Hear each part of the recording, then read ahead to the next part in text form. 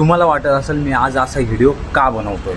नाशिकच्या उन्हाने आहे ना भाऊ, उन्हाने तापमानाने अक्षरशः आहे ना बुंड्याला फोडं यायला लागले. फोडं एवढं भयंकर ऊन पडतंय नाशिकमध्ये, म्हणजे विचाराच्या बाहेर आहे. झाडांची एवढी तोड चालू आहे, म्हणजे अख्खा नाशिक कधी बघितलं खणूनही ठेवलेलं आहे.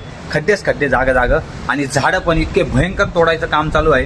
म्हणजे जी उष्णता आहे ना, उष्णता ती दिवसाची उष्णता असते ना, ती 42-41 डिग्री टेम्परेचर असतं. आणि रात्रीचं सुद्धा कमी होत नाही. तू कूलर लाव घरात, टेबल फॅन लाव, या वरचा फॅन लाव, काहीच घेणं नाही. दाय उकळून निघतं. म्हणजे सकाळी जेव्हा 5, 5:30, 6 वाजले ना भावा, 4, 4:30, 5, 6च्या दरम्यान, तेव्हा वाटतं थोडं बरं.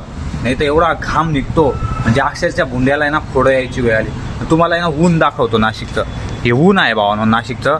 तुम्ही विचार करा की एवढ्या उन्हामध्ये कधी आपण झाडं कापले तर विचार करा की माणूस कसं काय जगणार आहे. अरे ह्या उन्हामध्ये ना एखादा तडफडून मरून जाणार आहे भावानं. नाशिकचं ऊन म्हणजे यावर्षी सर्वात भयंकर आहे. आणि हा व्हिडिओ जास्तीत जास्त शेअर करा.